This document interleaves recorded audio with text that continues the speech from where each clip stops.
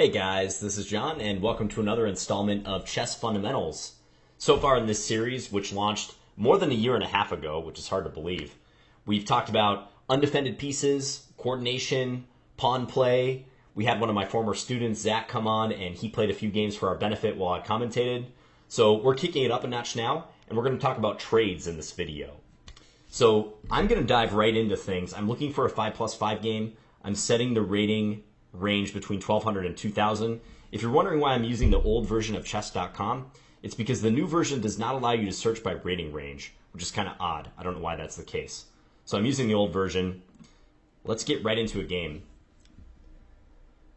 So the major thing I want to mention right off the bat as far as trades go is that if you can't describe a reason why a trade is at minimum neutral for you and preferably advantageous for you, then you probably have no business making that trade in the first place. Let me say that again. If you can't describe a reason why a trade is at minimum neutral for you and preferably advantageous, then you have no business making that trade. And this applies to positions where you have some choice in the matter. So there are positions where you're forced into making a swap of pieces or a swap of pawns. You just have no other moves or very limited options. But for the most part, you should be following that rule. And it sounds obvious, but so many people make the mistake of not following that. They just swap pawn for pawn or piece for piece with no particular thought behind it. So I'm going to try to describe some of these scenarios and drill it into your brain that you should be very critical of every trade you make in chess, and there should be reasoning behind those trades. Okay, so already right here on move number 3, I played d4, proposing a trade. Now, some people might criticize this trade that I just made because I traded a center pawn, my d pawn, for one of black's wing pawns, their c pawn, which is, in the long run, a slight disadvantage. So black now has 2 center pawns to my 1. However, I do get this nice knight in the center. So you could say that this trade facilitated my development a little bit and allowed me to occupy the middle with this nice piece. This knight could be annoying for black in the future. So black is bringing out a piece right here. I'm going to play my bishop to g5. I frequently like doing this against Najdorf type setups. This is not a Sicilian Najdorf yet because black has not played a6, but I am treating it as such. And let's play pawn f4. I'm fond of this plan of bringing the queen out to f3 and then castling long.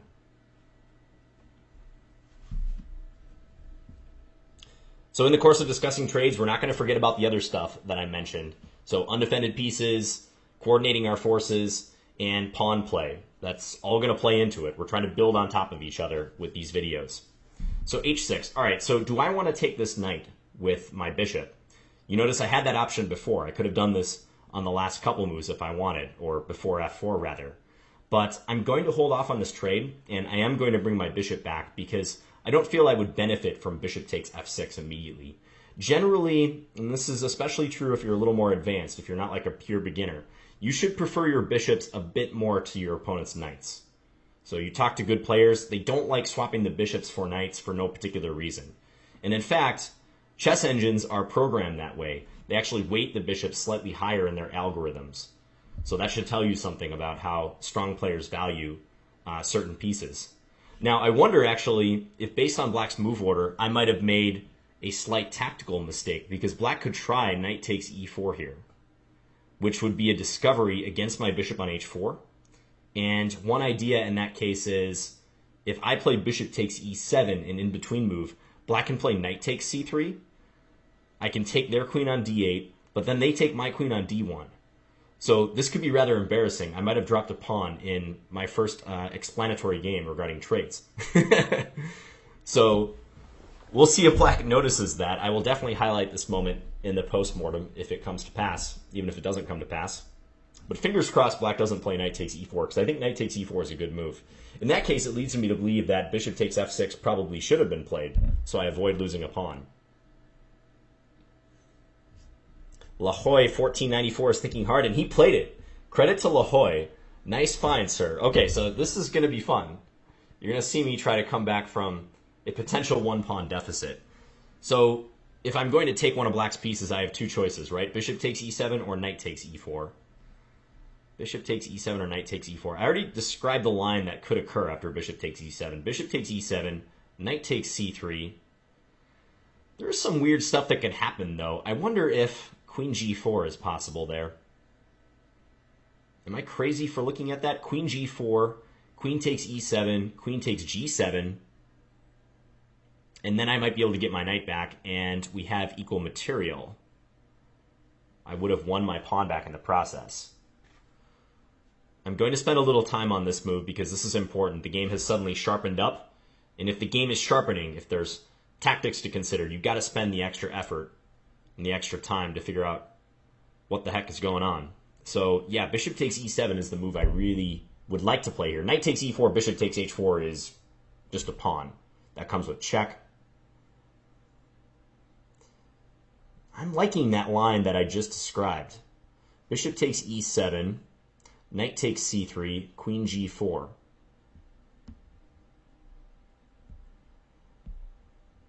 I guess they could play king takes e7, but at least I have some compensation, maybe in the form of black's king being in the center. Let's give that a shot. La Hoy from Canada already putting me to a stiff test here. The other line I just wanted to make sure is if queen g4, if queen a5 is a problem. But I don't think so. I don't think queen a5 is a big issue. So let's go ahead and pull the trigger on this guy. e5, nah, e5's nothing to be concerned about. Didn't think I was going to get such a complex game right off the bat, but that's what we came here for. And you guys like to see me suffer a little bit too. That's always fun. All right, so these trades, it's hard to comment on them generally because they're just specific to the position in front of you. The last couple moves that we made, bishop takes e7 for me, knight takes c3 in reply for him, those are like in-between moves, or you could consider them desperados, where black is trying to extract some value by making this counterattacking move and not taking me right away. Okay, so now I'm going to make another in-between move. I'm going to take this pawn on g7, attacking the rook, which is more valuable than black's knight on c3. I'm hoping to win that knight next after black addresses their rook problem. So if black plays, say, rook f8, I'll play b takes c3. And if we count up the pawns, it will be even. Unfortunately for me, my pawn structure is pretty wonky. I'll have an isolated a pawn and double isolated c pawns. So I'm kind of worse in the pawn structure department after that, but the position is quite messy. I mean, if this rook goes to f8, then black's h6 pawn will always be under attack. I do have a slight lead in development. I've got my knight out in the center. Maybe the possibility of a bishop coming to b5 with check. Probably I'll whisk my king away to the king side. I don't think if I play b takes c3, I'm going to want to castle queen side. That seems pretty foolhardy, given that I have little pawn protection over there. I actually think black should have taken with the king on the previous move. So king takes e7. Okay, so my opponent is proposing a queen trade. That might be a wise decision. And I have to take this queen trade, because otherwise I will not win my piece back. So let's swap, and then I'm going to take on c3 next move. Okay, so after those adventures, we get equal material. The game is just starting now. I have to somehow make up for my slightly worse pawn structure. It's not that bad yet, but I think La Hoy can be happy with the result of the opening for now, at least. So one idea I'm thinking of is playing knight b5, if he lets me, which would attack the d6 pawn and also threaten knight to c7 check. So that would be a double attack. He could cover both of those threats with king to d7, but that's an awkward move. That would disrupt his coordination. That would block his bishop on c8. So if I were black, I would strongly consider playing a6. It looks like he should make a developing move, but I think a6 would be a smart idea. Spending one more tempo just to ensure a piece doesn't land on b5. Likewise, maybe bishop d7 is okay too. Yep, and there he goes, a6. Good idea. Okay, so I want to get this light square bishop out. Black does have some undefended stuff. Undefended pawn on d6, undefended pawn on h6. I don't see how I'm going to target that yet. So I think I should just bring this bishop somewhere. Maybe bishop e2. Could also try to play rook b1 if I like, which eyes up this pawn on b7. Let's throw that in. I'm going to play rook b1 just to see how he reacts to the potential attack there.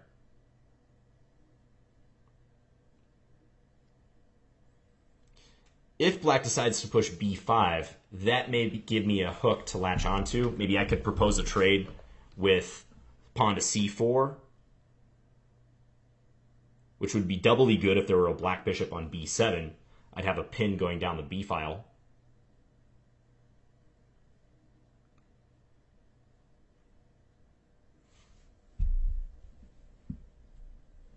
If black plays knight c6, I probably will not take their knight because, in my opinion, that would help strengthen black's structure. So they get to capture towards the center. They'll have a little more influence. They would isolate their a pawn in the process, but playing b takes c6 in general should be helpful to black. Okay, so there black goes with the knight out. I'm going to play a bishop move now. I think bishop e2. And let's see if we can derive some benefit from black trading on d4. So I'm trying to convince him to swap knights on my terms. Then I can undouble my pawns. My c3 pawn will make its way to d4. I think I should be happy with that.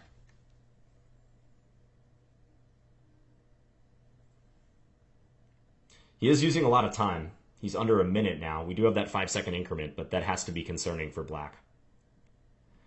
Black can't play bishop d7 because they would lose the pawn on c6. Maybe they could play bishop d7, rook takes b7, knight takes d4, c takes d4, bishop c6, hitting the rook and the pawn on g2. But somehow I don't think that's wise for black with me getting a bunch of activity like rook coming to b6 after that.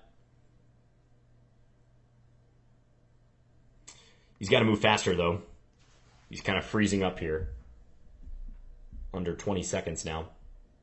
Okay, so black does take. I'm happy to see that move. I feel like I have gained a bit by making this swap. Undouble those pawns. That's the sort of thing you can do when you start proposing trades on your own terms. If I was just interested in swapping, I would have blindly chopped on c6 and got nothing out of it. Okay, king d7. So the king might be coming over to this square to try to support the b7 pawn. I could see that being a plan. Black still has this undefended pawn. I'd love to swing up maybe a rook over to h3 and attack it, although that takes a couple moves. I'm not sure about that. Bishop f3 looks normal. Bishop f3, black might play d5, thereby trying to block my bishop. f5 is intriguing.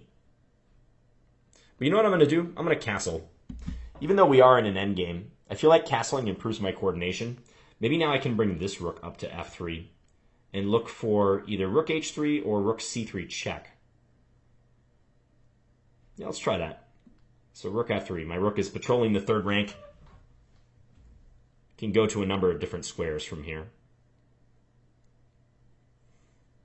I just don't think black's going to make it on the clock, unfortunately. Yeah, he almost flagged right there. Okay, so do we check or play rook h3? Probably we can throw in rook h3 if we like. A plan that I sort of like here, it's sort of cavemanish, but rook h3, rook h8, and then bring the other rook up to b3. Yeah, let's do this. So attack that weak pawn. And I'm going to send this other guy up to b3, maybe in the hopes of doubling on the h-file. That's my big idea. So let's bring him up here. Black can play e5, but I have a check over here. So attack the king, and next I can go take this pawn. His idea was that my bishop, or his bishop, was attacking my rook on h3, but once we throw in that check, we get out of the way, and I can take the pawn on e5 next. All right, so kind of a sloppy affair, a 21-move game that ended in a time win. Not ideal, but there were some aspects of trading to highlight in this one, and as well as some other stuff, independent pieces, coordination, pawn play, all the things that we're trying to bring together. So let's have a quick look at that. So I played the Sicilian, and the first trade was proposed on move 3 when I played d4. This is a book move. This is theory. But some will argue that because of this trade, white has taken on a long-term defect. And I think that's actually a pretty solid line of argument. Most Sicilian players as white and black will agree with that. Black's two center pawns to white's single center pawn does represent a potential long-term advantage for black. White is hoping to make up for that with their influence in the center and their active piece play. So we've already got this knight on the menacing d4 square, where it has a lot of options going towards the queen side or the king side. So when black does not play the normal move here, which is knight f6 attacking the pawn, and instead plays a move like e6, I should actually probably take the opportunity, or I should think about taking the opportunity of playing something like c4. c4 and then developing my knight to c3 behind it. That might be a better coordination array than with my knight on c3 with the pawn on c2, as normally happens, and as I played in this case, knight c3 immediately here. There is a certain sense of harmony you get when you see the pawn up on c4 and the knight behind it, with the pawn helping to control space in the center too. The knight and the pawn complement each other nicely, enhance control over these, as opposed to the pawn on c2, which is just blocked by the knight. So I was kind of explaining the position and just completely glossed over this decision. But yes, I should have thought about playing c4 there. And then after knight f6, bishop g5, pinning the knight and developing, bishop e7. So I'm not taking on f6 right away. That would be a pretty bad decision this early on. That would be a sign of a weak player, I think, if your first instinct was just to chop on f6. And there's nothing wrong with that if that was what you first thought about, because a lot of people's instincts are to trade pieces. Because oftentimes, piece trades are the easiest moves to rationalize. You're like, my bishop is worth 3, his knight's worth 3. Well, this move can't be that bad, right? And the fact that it can't be that bad is what gets you to actually play the move. But those little concessions that you're making, they can quickly add up, especially against a good player. They can take those and just run with them. So unless I see a solid reason to do the trade, I'm not going to do it. So I played f4 instead. But in view of what happened, this is probably a mistake. I mean, I'm already kind of out of book here because of the way black is playing this opening. And maybe I should play something like, I don't know, I could think about even moves like queen d2 right away if I want to prepare castling queenside. That might be a better option. That gives me one more defender of this square. I might have to drop my bishop back to e3 if black ever attacks it with h6. But I think in view of what happened, I probably committed an error right there. f4, h6, and now I might be obligated to trade if I don't want to lose a pawn. Bishop takes f6. As much as I would hate to give up my bishop for the knight without having anything to show for it, maybe I could claim that the d6 pawn is now weaker. It doesn't have the bishop defending it, but I think black should be able to rebuff a move like knight db5 fairly easily. This is attacking this pawn, but after bishop e7, do I have a follow-up? Probably not. I'd love for my queen to be on d2 so that I could follow up with castling on this move and add another attacker, but I'm not quite in time. Black would be smart to play a6 right now and kick this knight back before I have a chance to castle and lean on that d6 pawn again. So even still, though, I think I should trade on f6 because the alternative was worse. After bishop h4, black unleashed this nice tactic, knight takes e4. And maybe black has played something similar to this. They paused for a moment here, and they seem to be zeroed in on the error that I just committed. So just to recap this, if I take with the knight, black plays bishop takes h4 check. I have to respond to the check. They're just going to retreat. Black's up a clean pawn. So the only other thing to do is what I did in the game, which is take on e7. And now we get into in-between move territory. So Zwischenzug, which is the German word for in-between move, or intermezzo. So I'm playing a move that is going to require black to also play an in-between move to stay afloat. Because if black made like the normal move, which would be to take my bishop, then I'm taking their knight, and I've just won a piece for a pawn. So whenever these in-between moves start to appear on the board, like redouble your efforts. Try to figure out what's really going on, because this is where tactical errors like often happen. It's very easy to lose sight of what's going on if you're responding with like asymmetrical captures or moves that are unexpected. Most of the time, if you take something, your opponent's going to take back. Like, it's very basic. You take me, I take you, etc. But in this case, it's like you take me and then I take some other piece on a different part of the board that you weren't expecting. So that's what happened when black played in this one, knight takes c3 on move 9. So bishop takes e7, knight takes c3. And to avoid being a pawn down, as would happen after just b takes c3 and queen takes e7, I tried this interesting move, queen to g4. So figuring that black is going to have to address my bishop, and maybe I can snag this g7 pawn before taking the knight, which is in fact what happened. But if black had taken with the king, even though that messes up their castling right, I think that's okay for them because now I can't afford to take on g7 because this rook is defended by black's queen. So black could just move this knight away to safety. And again, even though black's king is messed up, I don't think I have anything to show for my sacrifice material. So king takes e7 was probably an improvement there for black. Instead, black took with the queen. I take on g7. Black needs to address this threat on the rook. So black played queen f8. Rook f8 was another move, but I think queen f8 is a good idea. Trade. Black took with the rook. Take here. And I think black should be fine in this resulting position. I, as white, am happy that I avoided losing a pawn, but I've had to undertake some structural damage. My pawns on the queen side are very weak, so I'm not happy about that. And La Hoya played some good moves. a6, stopping me from using the b5 square. It's just they played too slowly after this. Now, this is basically what I'm hoping to talk about in this video.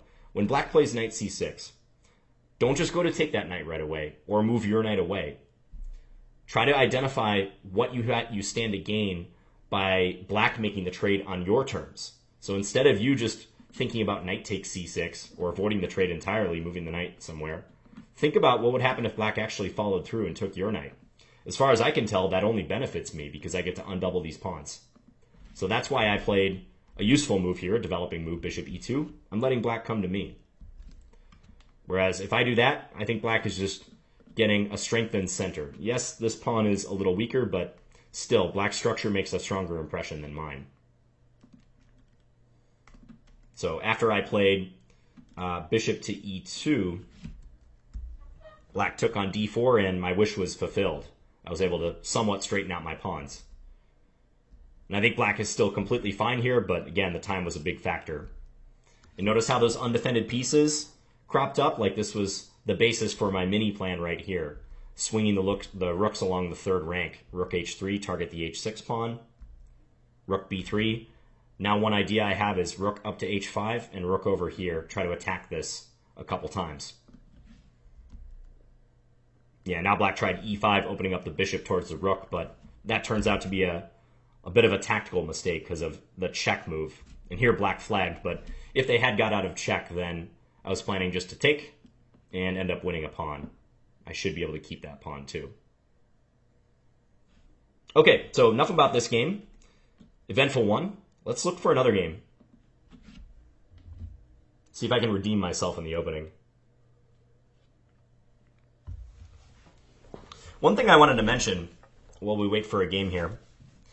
So since the series came out, I've had a chance to read through a lot of the comments and just get a good sense of what people think of the Chess Fundamentals videos and just fundamental chess concepts in general, because people were making a lot of good suggestions for future topics.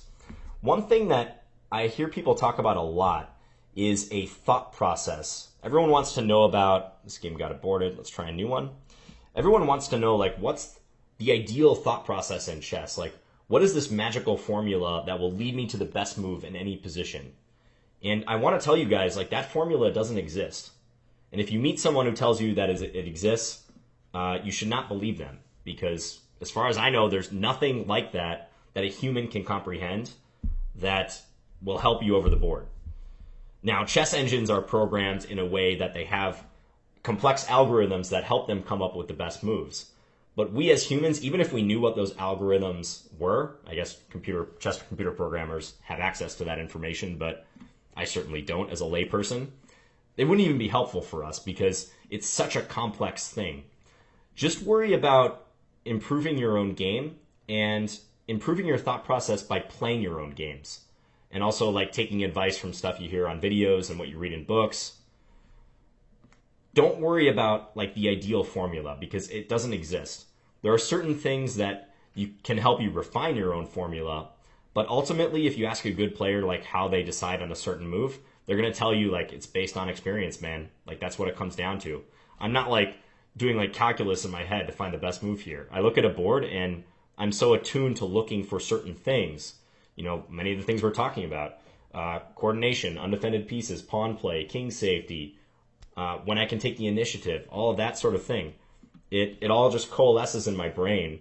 And I guess if you want to get really precise, your unconscious will find the best move for you.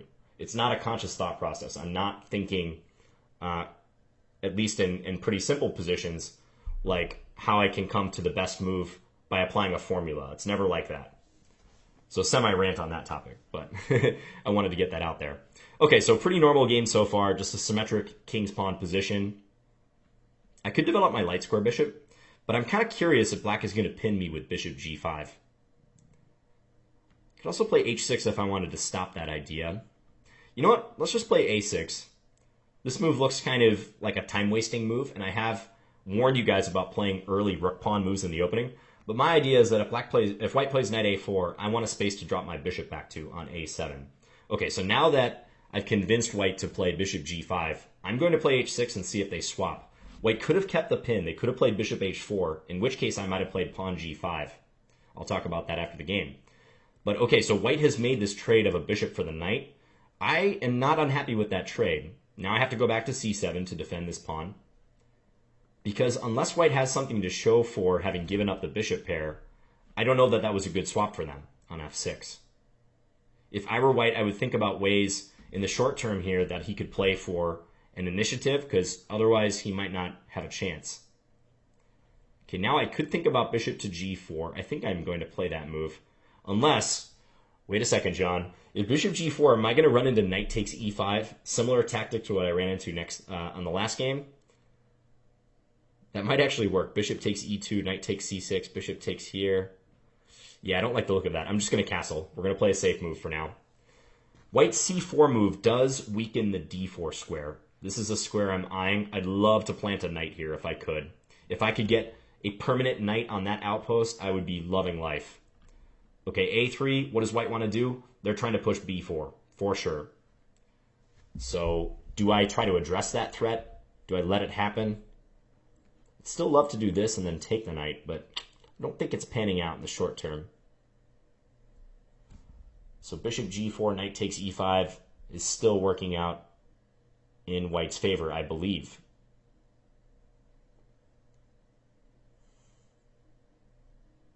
Is it bishop g4, knight takes e5, bishop takes e2, knight takes c6? Ah, I can actually just take back, can't I? Yeah, I think I can just take back on e2. Okay, I think I can play this move. Maybe I miscalculated. So knight takes e5, bishop takes e2, knight takes c6. I can just play b takes c6. And then white will either have to get back their bishop with queen takes e2, which would allow their knight to hang, or move their knight and then I take their queen. So that's not going to turn out well for them. Okay, so b4. Now I could take on f3 right away, but what's the rush? Maybe I can benefit from avoiding this trade for now. Yeah, let's just drop this bishop back. Nothing else tactically is going to change after knight takes e5. It still runs into bishop takes e2, knight takes c6, b takes c6. So let's play it cool for a moment. But I would like to play, at some point, bishop captures knight in order to conquer the d4 square. That's what I am having to show for making this trade of the light square bishop for the knight. Otherwise, I wouldn't play bishop takes f3. There's not a good enough reason. Okay, so let's plan out our strategy here. I think I'm going to play a takes b5, c takes b5, bishop takes f3, bishop takes f3, and knight d4. I think I like the look of that plan. Yeah, let's do that. So first take here. Bishop takes f3 is going to be an in-between move. Importantly, after bishop takes f3, if b takes c6, I can play bishop takes e2, hitting that queen. That's a move that helps me in a lot of variations. Like, disrupts white's plan of just chopping everything on the queen side.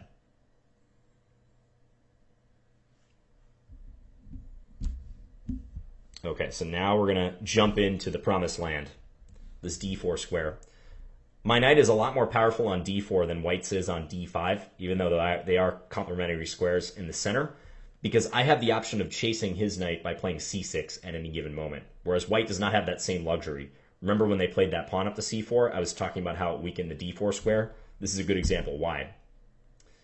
So, again, as far as trading goes, do I want to play knight takes f3, give up my glorious knight for this bishop that is just basically blocked by white's own pawns? Absolutely not, unless I had a good way to capitalize on that. Maybe you could argue for knight takes f3, queen takes f3, bishop d4, hitting the rook, followed by c6. Like, that's a move that's on my radar. I don't think I have to jump on that yet, though. I'm actually thinking of just playing bishop c5. Let's just improve our bishop a little bit, get my rook on a8, working towards that pawn on a4. And c6 could be on the agenda. Let's let white suffer with this bishop, which, as far as I can tell, is virtually unemployed in this position. Yeah, bishop g4. He's trying to improve his prospects with that piece. Makes sense. Now I might go for this c6 move. I could also do some stuff like maybe try to double up on the a file, but I think I need to start with c6. Yeah, let's begin with that move. Kick out that knight. Got to watch my time a little bit. My opponent is killing me on the clock right now. Okay, so one thing white could do, and this might actually be the best plan for them, is to try to trade knight for knight. So yeah, they might be getting into position to set up a knight swap, like knight to c2, knight c3 to e2 would have been another plan. It's a pretty good idea for white. I want to attack this pawn with everything I've got. So let's play rook a6. Let's go rook a5 instead. Both moves I think are good. Maybe knight c4 white can play. I probably should have put the rook on a6. Still not too bad. My idea is queen to a8, basically.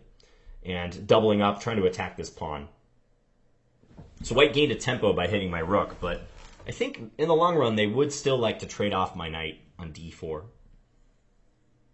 That seems to be white's best plan. Okay, so I think that's a clear sign that white is trying for f4. They're going to look to get this move in. Maybe I should send the queen over to g5 for this reason. Change of plans? Maybe.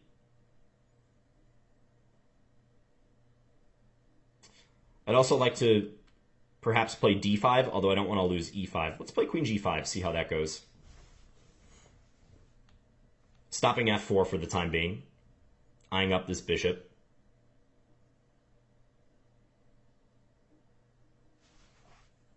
Good game so far by Raul Milano. Maybe he should go g3 and try for that f4 idea. That would be okay.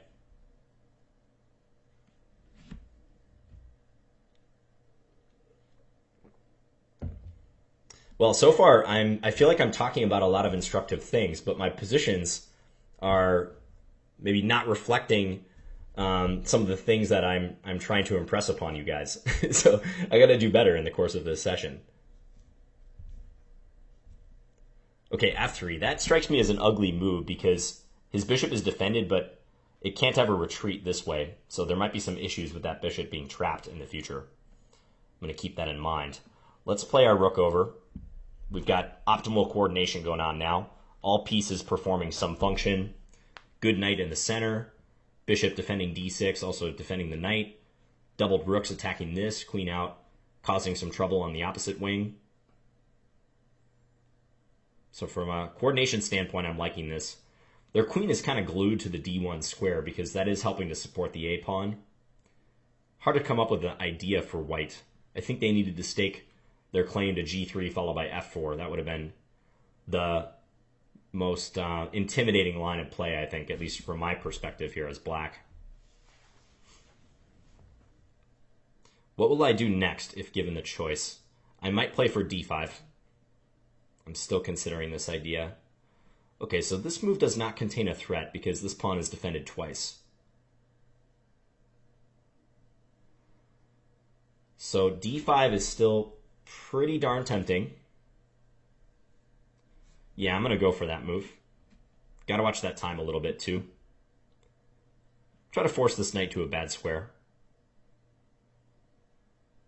I think ultimately if I can trade my dark square bishop for his knight, then that would further drive home the point that my d4 knight is excellently placed. Okay, so now we've got two center pawns to white's one. That trade should benefit me. For that reason, also notice that white's d3 pawn is isolated. due to that trade white just made. So I think white made a concession right there.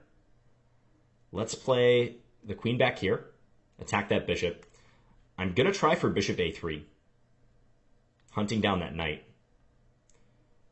Man, that knight's on an awkward square now, isn't it? Yeah, let's go for it. I could also think about attacking it via rook b8 or rook b6, but we'll start with bishop a3, see where white goes.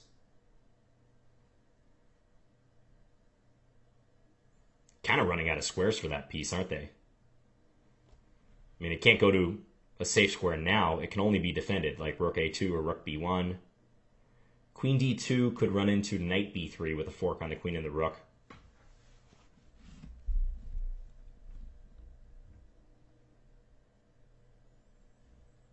What to do for white?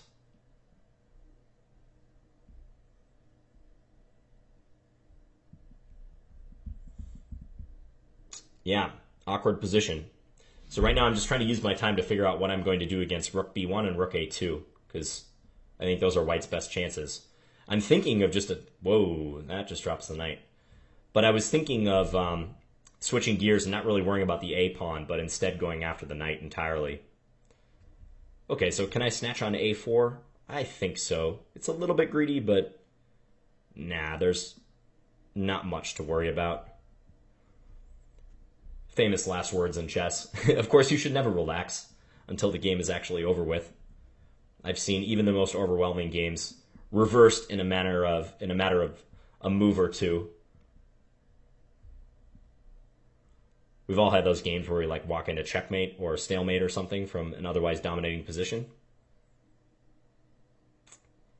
I'm going to take this guy. Again, I don't see why not. This bishop's protected. He can maybe try for f4, looking to put pressure on e5. I'll just push past with e4 if white does that. Queen there, okay. Let's go here. Trying to get out of the e-file pin. Also support my rook. Got to watch those loose pieces though, like this rook on a8's undefended. We can't lose sight of that. And the bishop is pinned, so we can't move it away anywhere for fear of losing this. Ah, nicely played by white, but does that work? Okay, I'm going to take this guy. Now he's going to take my rook on c4. I actually don't really mind that trade because at least the position was simplified somewhat. Now I'm thinking of rook discoveries, some nasty rook moves like knight takes f3, which I think is going to work because now I'm threatening the rook in the corner and I'm also threatening queen takes h2 checkmate. I gotta say I didn't plan that out in advance though. I didn't actually see rook takes e5. That white could try to win a pawn like that.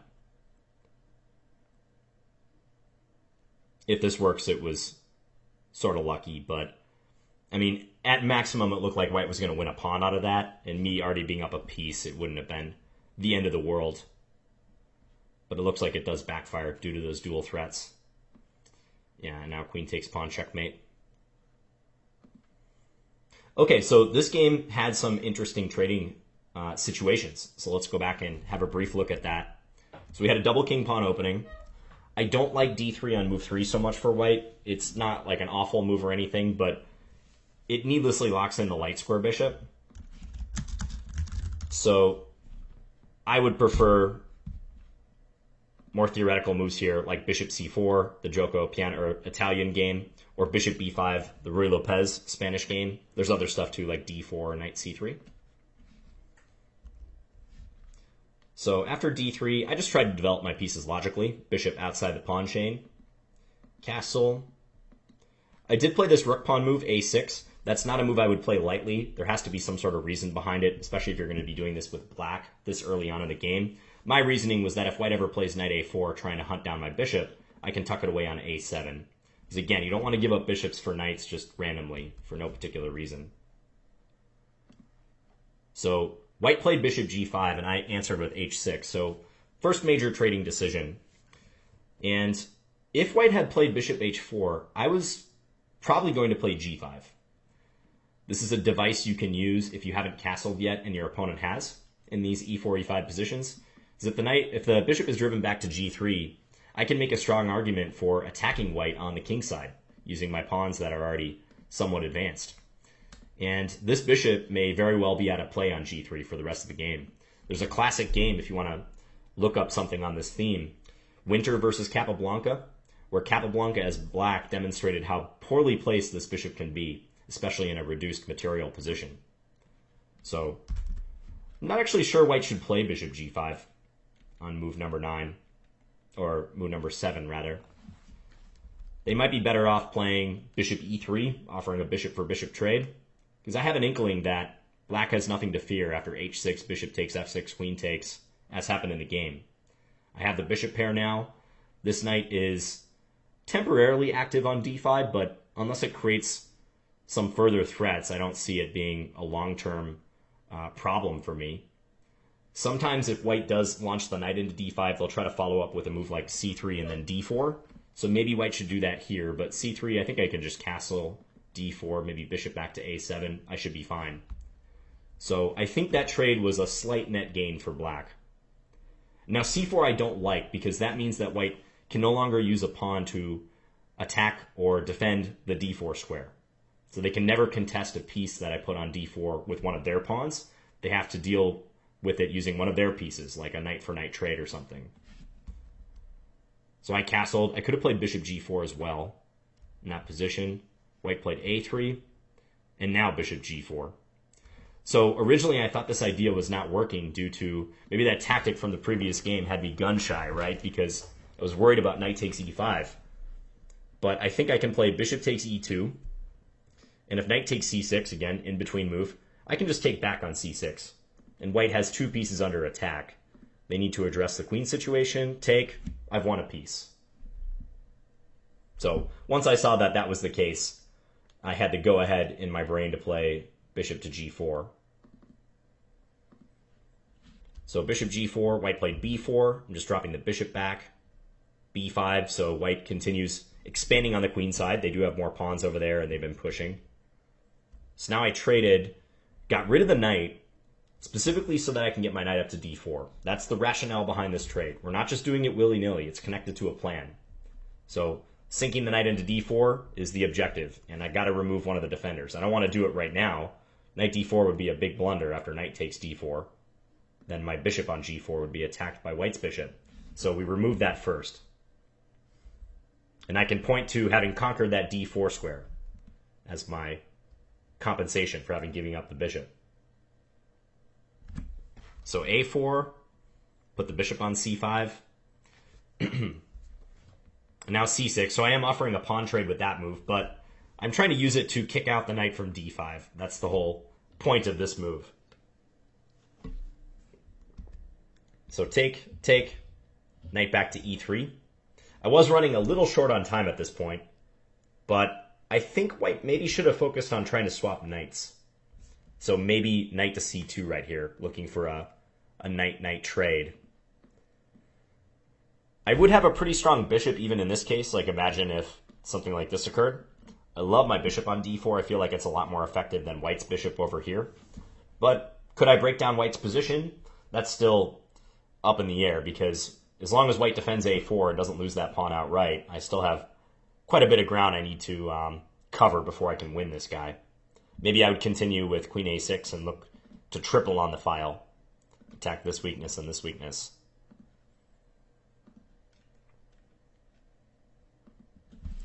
So after white put the knight on c4, yeah, and here I probably should have played, by the way, rook a6 or maybe rook a7.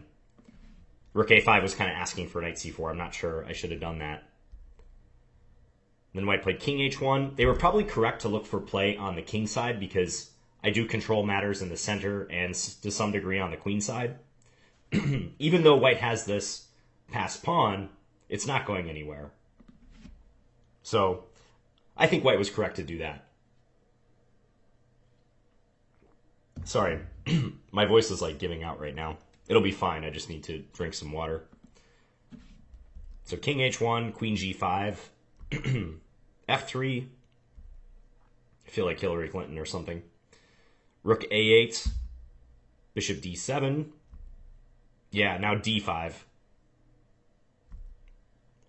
And when white takes on d5, I think this is another minor concession. Maybe white should have tried to play without that chop on d5, so move the knight away somewhere. Knight back to d2 is probably the best way. Again, maybe trying for knight b3, looking to trade the knights. Because by taking on d5 instead, they are giving up a little bit, right? So they take, and I get 2 center pawns against white's 1. And possibly more importantly, the d3 pawn is isolated. It has no pawn right next to it. So knight back to b2, queen to e7, hitting the bishop. That is a loose piece. And then I targeted that pretty poorly placed knight. Knights on fianchetto squares, like g2 or g7 or b2 and b7, they tend to be poorly placed, in my experience. Yeah, now white blundered a piece. This was a little unfortunate for them. But even if white had played like rook b1 or rook a2, I can lean on that piece. I can play like rook b6 and reply, and even double if necessary. Let's say queen d2, double up. I think that knight is just a goner. If it moves away, the rook is dead behind it. Maybe rook a2 was a better try in this position. That way they stay out of the pin, but I think it's still pretty unpleasant for white. The queen up here. Yeah, just further attack that piece. Rook b6, rook b8 also possible. And after the knight was blundered or sacrificed, it was fairly easy. Just with time pressure, got to make sure you're not dropping anything. I had some loose pieces. Rook takes e5 was, in theory, like a nice little idea for white, because they're trying to deflect my queen away, which was overloaded, trying to defend both c4 and e5. But I think tactically it just doesn't work due to this double attack. Yeah, undefended piece on a1. Threat of mate here. But again, you can see how the trades play into this, especially the minor piece trades in that game. That tends to be the case with e4, e5 openings, especially these calmer lines with like d3 and d6. Okay, let's search for one more game. I'm going to play one more and then call this video a wraps. Okay, on Satsu, 13-14-52. Let's play a Sicilian this time. Well, I think Ansatsu was waiting in the wings. He wanted to play. So he must have had his finger on the mouse, finger on the trigger, ready to accept. Okay, let's just play d6. Good luck, Ansatsu. So we're playing a Sicilian, just like the first game. I'm going to play the main move, knight out to f6, hitting the pawn on e4. Now, what variation do I want to play? Let's keep it simple. Let's play knight c6, the classical Sicilian. Let's see if we can get our opponent to take on c6. Ansatsu hasn't watched this video yet, so maybe I can convince him to make some poor trades. All right, f3. I can play in a number of ways against that. Let's play e5. Let's really put him to the test. Let's see if he wants to make that trade, or if he knows that generally you shouldn't do that trade in the Sicilian. I think he's smart. I think he knows that the trade is not positive for white, and that black will get enhanced center control if white makes it. So I expect Ansatsu, yep, there he goes. He moved the knight away. Well done, sir. Okay, so let's play bishop e7. Just getting ready to castle. I do have this weakness on d5 that I have to be aware of. That is a potential hole that white can use for their knight. So the basis for a plan for white might be similar to the last game. They could try to play the bishop out to g5, eliminate my knight on f6, and then later jump the knight into d5.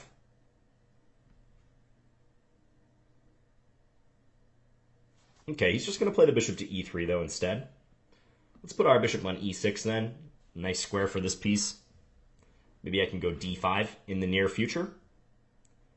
Strategically, I would like to play d5 and offer a trade. That would get rid of white's best pawn in the center, the e4 pawn, and I would get rid of my backward pawn. Like right now, the d6 pawn is my major weakness. So if I can advance d5 and swap off for that, I think I'll be pretty happy. The timing of that trade is important, though. I don't know if I want to play it so soon. So if white plays something like queen d2, it'll be interesting to see. Okay, so white jumps into d5. Yeah, intriguing. Yes, okay. Yeah. So I can't take with my knight, definitely, because knight takes, pawn takes, that's a fork on the bishop and the knight. Can't do that. I could take with the bishop, but after pawn takes, I do have to lose some time. So I think I'm just going to castle instead. Let's see once again if I can get one of my opponents to come to me with a trade. Knight takes f6 or knight takes e7. I don't think Dasar5 should play one of those moves. I think they should leave this knight on d5. I've already shown with castling that maybe I'm not so keen to trade myself on d5. So maybe he should try to take that piece of information and run with it. Yeah, queen d2. If my knight were not on c6, I think I would love to play knight takes d5, but as it stands now, I can't do that. Okay, so now I'm thinking about playing a5, but I do have to watch stuff like bishop into b6. That could be nasty. Is it that bad, though? Maybe not. Let's try it. So I weaken that b6 square. They can try to sink the bishop in, but after queen d7, I think I'm all right. Knight c7. Knight c7 could be an issue, actually. Rook c8. I might lose the pawn on a5.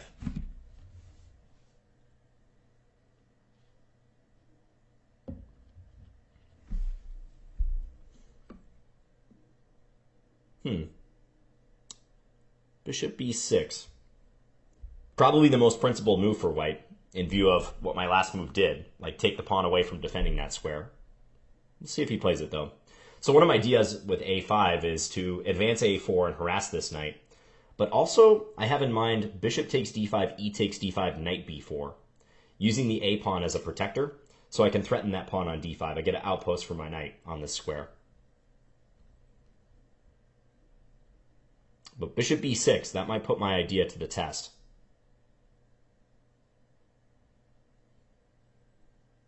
I don't think I lose a pawn in that line. No, I probably do, actually. Bishop b6, queen d7, knight c7. Yeah, he's going to go for it. Interesting. Good decision. I mean, I can throw in bishop takes b3 somewhere if need be, but I prefer not to have to do that. Any other move than queen d7 makes sense? Probably not. You might even just leave the knight on d5 and just go for a5 anyways. So let's play this.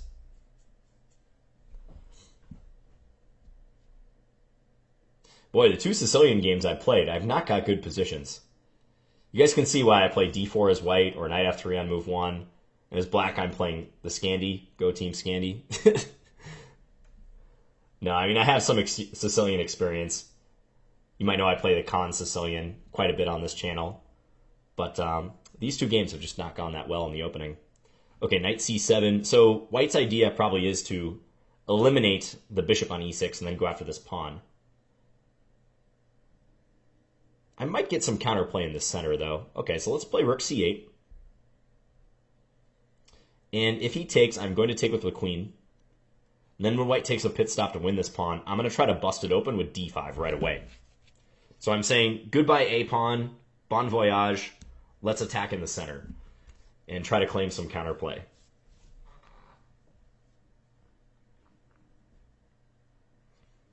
Time-wise, we're actually ahead. Satsu is playing a good game, but he is falling a little behind on the clock.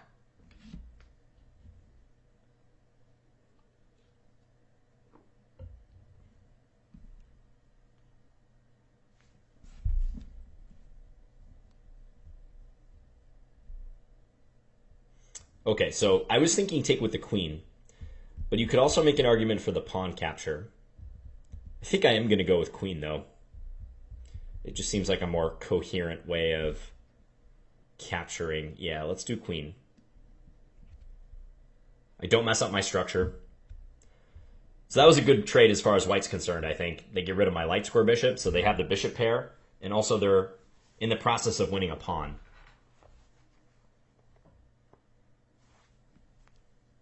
Let's see if they play knight takes a5, as I think they probably should. And then, if knight takes a5 is played, do I want to go d5 right away, or should I play knight takes knight first? I'm leaning towards d5 immediately. However, after pawn takes d5, knight takes d5, white would have bishop to c4, pinning my knight.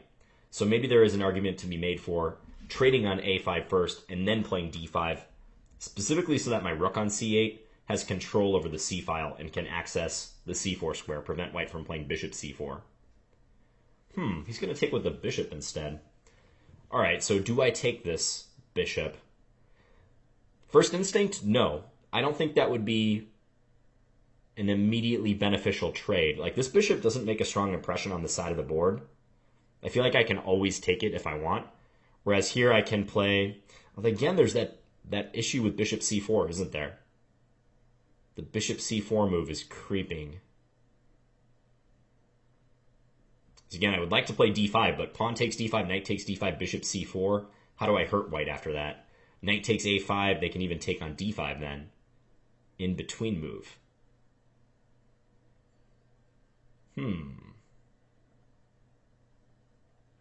So knight takes, that hits this pawn as well. Maybe b6, knight b3, and then d5? That could be the way forward. Yeah, let's do that. So we're going to take, and then probably b6. Just don't like this knight supporting a future bishop c4.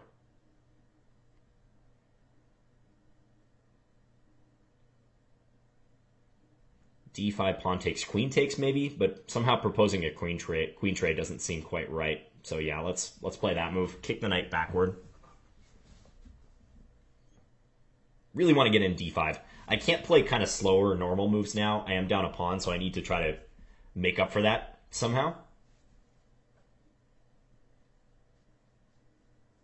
Down material, usually have to play dynamically. Try to seize the initiative.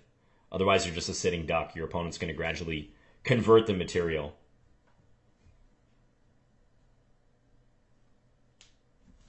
I'm getting saved by the clock once again. My opponents are just playing really cautiously. He's going to be under a minute soon. He already is under a minute.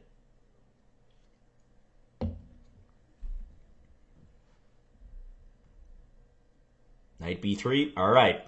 We're all in. d5. Let the die be cast. Yeah, white's behind in development, so they have to tread carefully. I think they'll be fine if they negotiate the lack of development. Like maybe they can castle here. Yep, there white goes. Or bring the bishop out soon. Now my knight on d5 is attacked. I think just rook over to d8 makes sense. Maybe looking for discoveries. Bishop g5 would be really nice, but that just drops a bishop. Knight b4. Why am I not looking at knight b4? Knight b4 looks awfully strong, doesn't it? Yeah, we got to play that move. Hit c2, also hits a2. That move should have just popped up on my radar instantly. Took me a second to find it, though. Supported by my bishop, so that knight is fine, but we've got the double attack here. If white plays c3, then I can play knight takes a2 followed by queen takes b3. Yeah, so they make a developing move. Now, the easy move is just to take on a2 here, but I'm looking to see if I have more. Like maybe even rook fd8, trying to strengthen some of my ideas.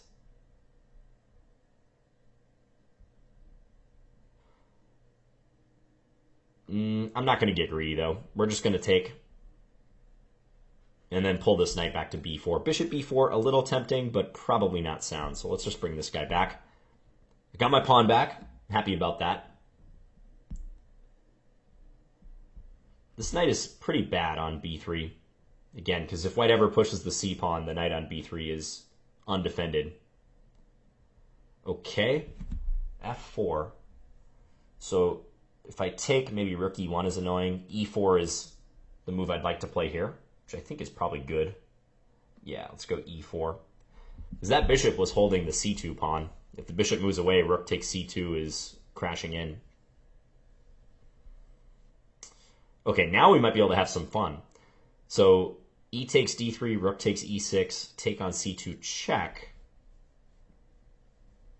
That queen takes c2 kind of kills my fun a little bit.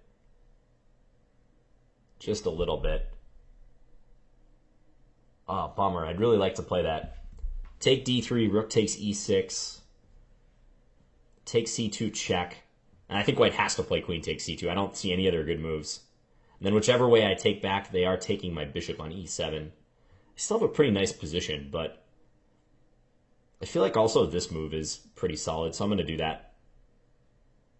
Queen e2, getting out of the way. Okay. I think maybe on the last move I could have just won a piece, right? Knight takes d3 was winning a piece? Yeah, that knight on b3 would have fell. So missed opportunity right there for me. Let's play bishop f6. Because now if knight takes d3, there's rook takes d3, actually. That just drops a piece, right? Queen takes c4, supported by my rook.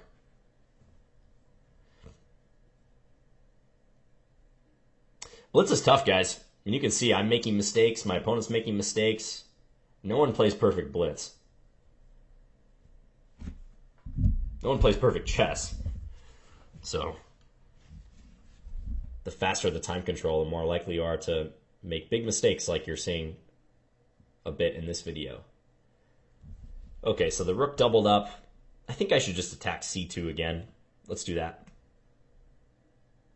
He's lamenting his last few moves in the chat.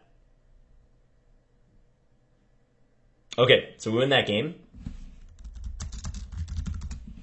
Let's go back through. Not as many outright trade situations in this one. There were a lot of decisions driven by tactics and material. So open Sicilian once again. Yeah, knight c6. And on Satsu, I can definitely tell he has some experience on the white side of the Sicilian because I see so many people just chopping on c6, but as we've already described, that doesn't work out favorably for white. So he plays f3. I don't want to take on d4 because that would allow white to bring out their queen. And it's hard to harass their queen unless I want to play e5, which isn't as good now that a pair of knights has been traded. One reason for that is I think white will have an easier time conquering the d5 square if they undertake some plan like bishop here and try to take on this square. So I'd actually prefer to have that pair of knights on the board, and I don't want to assist white's development. So f3, I decided to play e5. I don't have as much experience with this particular pawn structure, but it looked like just a way to try to challenge him and see, again, if he was willing to take on c6 or not.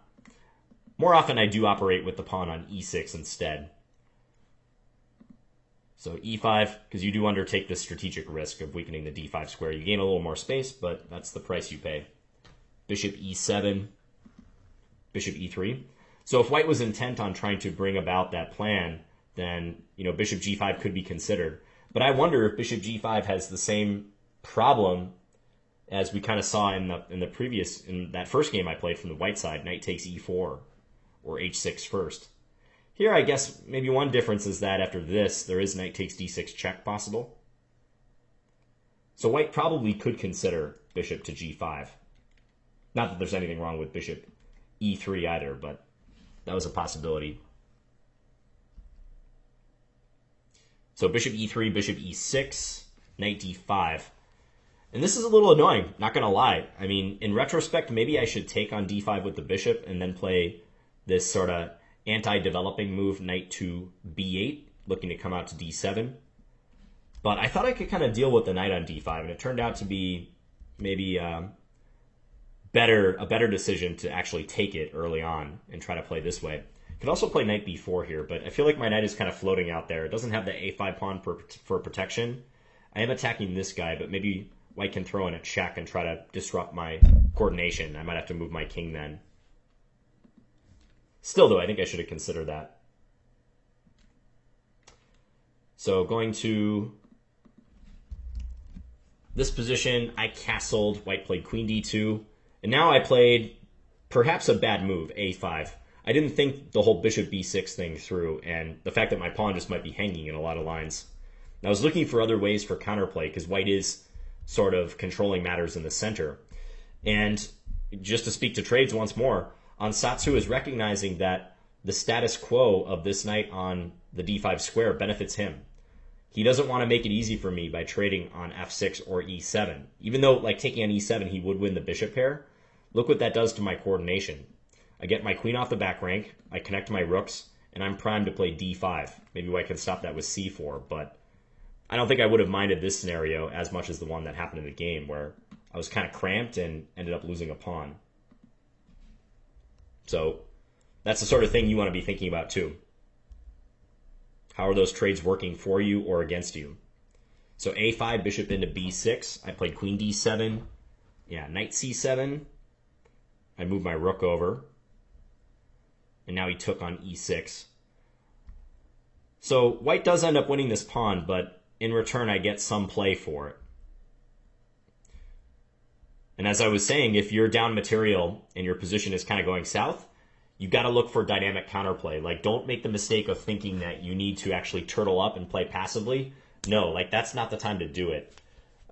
Very rarely should you actually go completely passive in a chess position, by the way. But especially if you're down material, you're not gonna get back in the game by keeping things even keeled for the most part. I mean, mentally you should be even keeled, but you should try to find some way to disrupt the position, force your opponent to a difficult decision. So that's why I broke with d5. I mentioned early on that this generally is a good move for black to get in the Sicilian. Get rid of their backward pawn, trade off for the pawn here. Now I'm starting to feel like I have some play. And white castled and opened themselves up for knight b4. And now I was truly back in the game. I think white might be in some trouble at this point.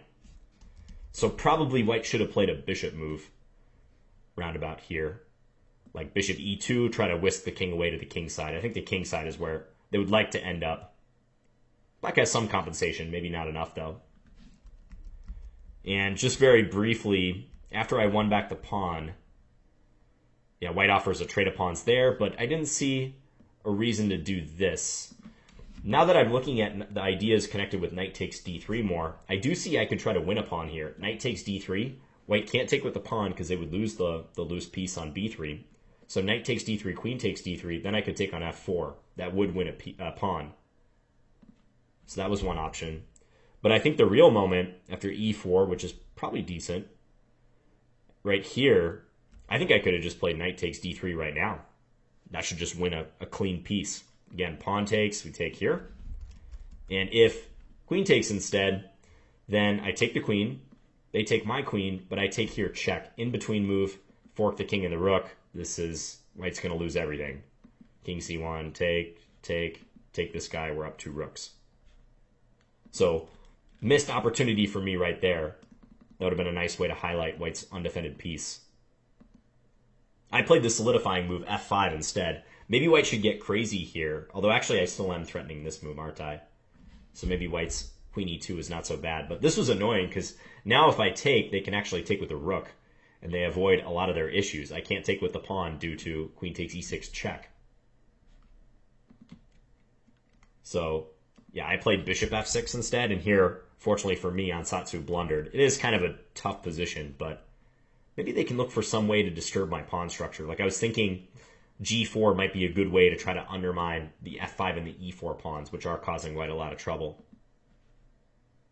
Okay, why don't we do one more game? So this will be the very last game. My voice is coming back a little bit. Let's play one more and see if we can get some good trade discussions going on once again. And also, this is an opportunity for me to actually play a good game. So hope for that too.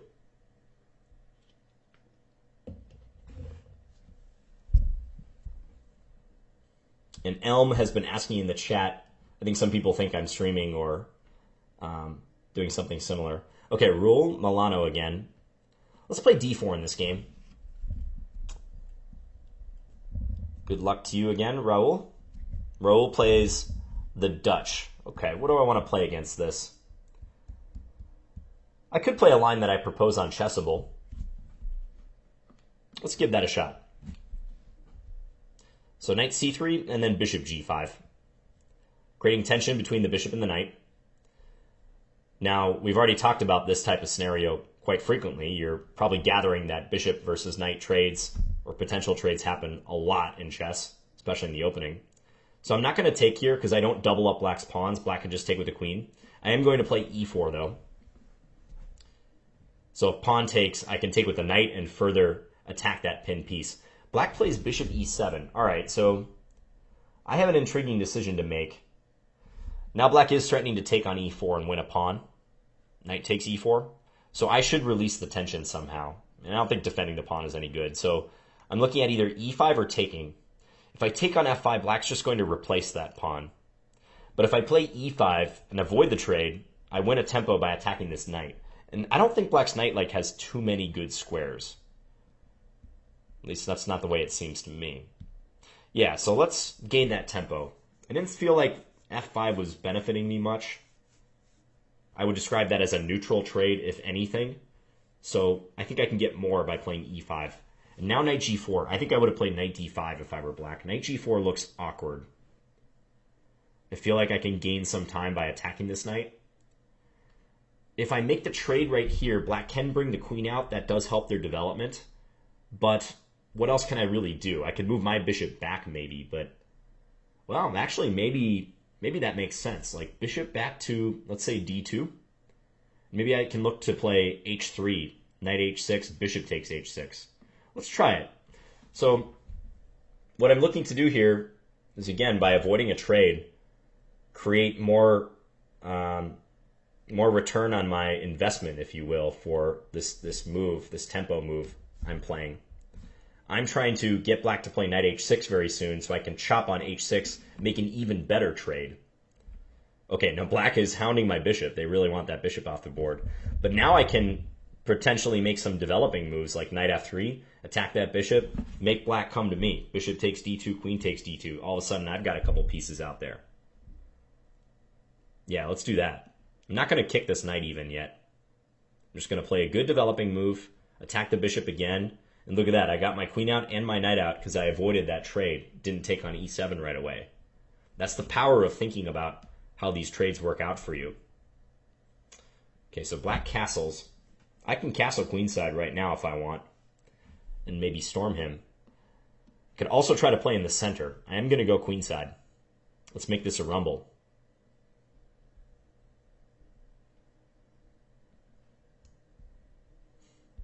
Knight h6. Okay, so black's development is really lacking on the queen side. Normally, with opposite side castling, you should immediately prepare a pawn storm and just try to get at your opponent as quick as possible. But the reason why I'm not so keen about that plan here is black doesn't have too many weaknesses on the king side. I mean, as potentially sketchy as they played the opening, it's not so easy to take them down with a storm because of this pawn on f5 in particular. I could try h3 followed by g4, but I'm liking this d5 advance. I gotta be honest. I think breaking through in the center, I've got my queen and my rook lined up on the d file. I got my knight supporting. I mentioned black's severe lack of development on this wing, which does translate to weakness in the center. So let's strike while the iron is hot, d5. Pawn for pawn trade. If black takes, I can take with my queen and deliver check. And also I'll have my queen staring down that d7 pawn. So black decides that trade is not worth it for them. And maybe correctly so. Queen e8 though, what did this weaken for black? What is now undefended?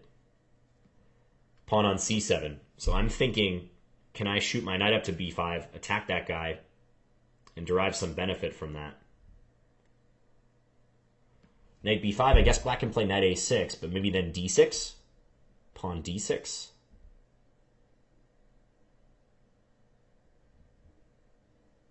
Yeah, let's do it. So hit that c7 pawn. Knight a6, d6. If pawn takes d6, then knight takes d6. I have almost a permanent outpost on the d6 square. So black should probably play c6 there, in which case they're very, very cramped. Although the position's a little closed, I will admit. Maybe I should play queen c3 right now. Queen c3 and try to attack the pawn on c7 a bit more. Hit that weakness again. Yeah, let's see how he reacts to that.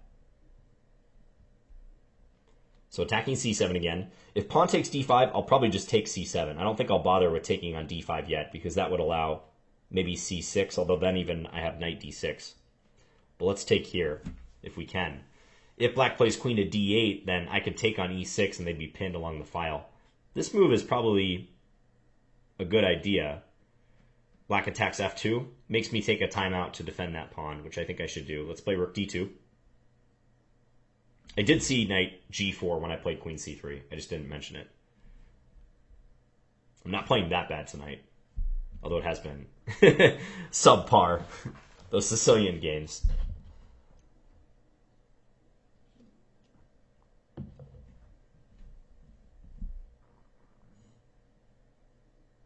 Okay, what are you going to do, Rule? Yeah, so he buckles with c6. Now I get my knight into the promised land, into that d6 square. Do I take first or do I play knight d6 immediately? Probably knight d6 immediately. Let's just be flexible. Depending upon where the queen goes, maybe we have more options and we can decide which capture we want to make. D takes c6 or d takes e6. They might resolve to the same position if black takes with the d pawn in either case, but you never know. Good to have options. So queen e7. I think I'm going to take on c6 just to give black a chance to go wrong and blunder a piece. If d takes c6, b takes c6, I have knight takes c8, followed by bishop takes a6. I do see a way I can also win a pawn with this whole transaction, but first let's take and just give black a chance to mess up. Okay, black correctly takes that way. All right, so decision time for me. I can win a pawn here. And if you notice the combo to win a pawn, good job. I can play bishop takes a6, pawn takes a6, queen takes c6, which also hits the rook here. The only thing is, like, he's going to get some play because of that. He can maybe get his bishop out, and there are open files on the queen side. So that may not be the worst thing that's ever happened to black.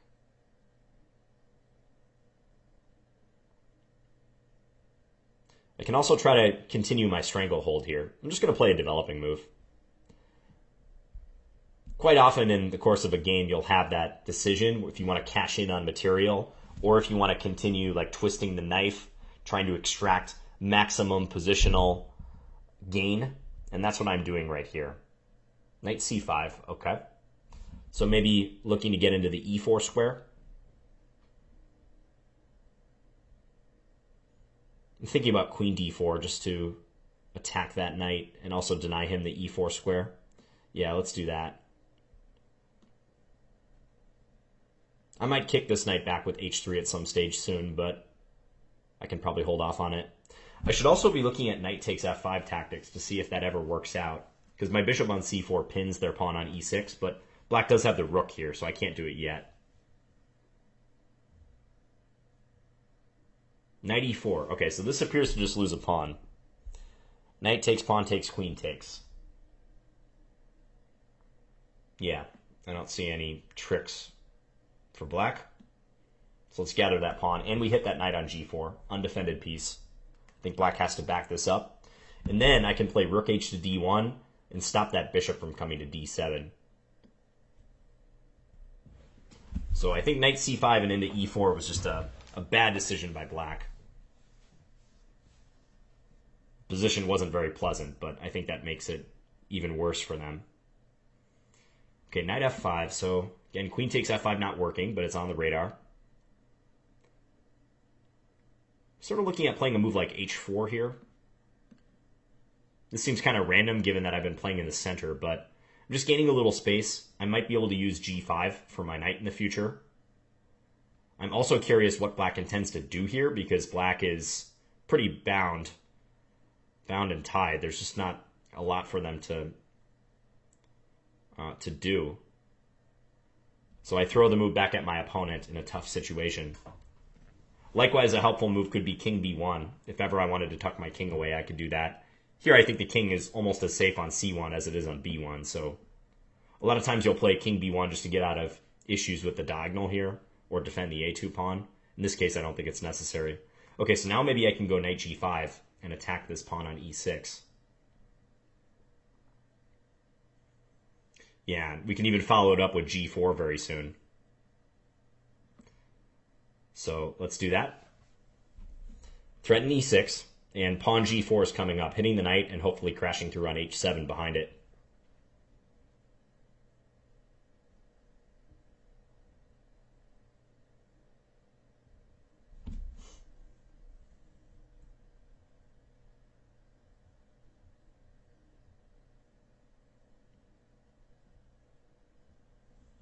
That discussion about trading on your own terms in this game, when I pulled the bishop back to d2, that's an important one. Like, if you find yourself thinking in those terms, like, that's already a sign that you've absorbed some of the stuff I'm talking about today in this video. Because most players, they don't ever think in those terms, or if they do, it's like very fleeting. Okay, so I have checkmate here. Queen takes h7. So we end on a good game. Let's run through that real quick. So open with d4, black played the Dutch. And if you want to check out my recommendations in this line, go to Chessable and check out my d4 repertoire for white. Free repertoire where I go through about 40 lines outlining a d4 repertoire. And this is the line I propose against the Dutch. So after knight f6, playing bishop g5, which already introduces some favorable trading ideas for white, taking on f6 and trying to weaken black's structure in the process, make them take back with the pawn. Like, one move black often plays here is this, and take, e3. White has a slightly better structure, can look forward to attacking these guys in the future. So going back here, black played e6, and now I don't think I want to trade because black can just take with the queen, and I don't see any benefit from having made that trade. So e4. And normally black plays pawn takes, knight takes, which is very similar to the open Sicilian, right? Because I've given up one of my center pawns for one of black's wing pawns. But I've gained a nice knight in the middle and further pressure on f6. That would be what I'm benefiting from that trade. Again, you always got to have something in mind. If someone were to just come up to you, some other chess player, or even some non-chess player, and say, hey, like, why did you trade that pawn for that pawn or that knight for that knight? You should have something in your head that you're able to tell them just immediately.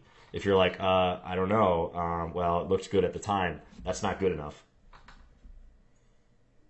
So e4, black played bishop e7. And now, by advancing to e5, I gain a tempo. Taking on f5, didn't see what I was benefiting from by making this capture. Maybe I can claim that this diagonal is open, but if I play bishop c4, maybe black can play d5 sometime soon. Not sure if they can do it now due to bishop takes f6. So maybe I could consider this line of play, bishop c4. e5 was a hard move to pass up, though, gaining the tempo on the knight. So e5, knight moves away. Maybe knight d5 was better, but knight g4. I'd be curious what the computer says about this move. If anyone wants to run this game through the engine, let me know and post it in the comments, because I would be genuinely curious. Because bishop takes e7 is going to kind of help black. He gets the queen out. He was able to trade under the circumstances he wants. Whereas bishop d2 keeps him tied down.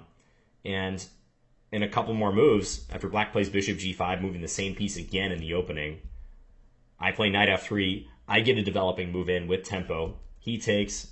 My queen comes out. It's basically like I got these two moves in for free, these two developing moves, specifically because I avoided the trade. I backed down and played a strategic retreat, bishop d2.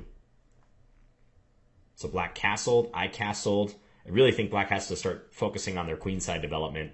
Knight h6, I don't like that move because it's an unprovoked retreat. I haven't attacked that knight yet. It was being kind of annoying in attacking f2. So I think black should wait for me to play h3 before they do that.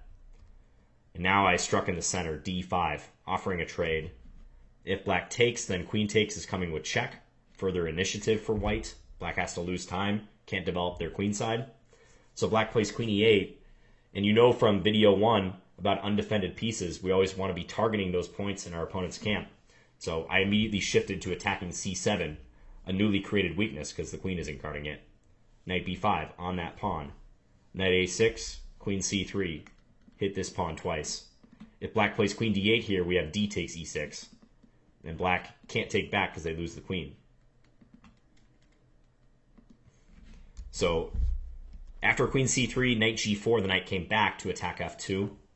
I thought just defending this pawn was prudent, so I did that. And now c6, and I got to jump into this square with tempo on the queen. Take on c6.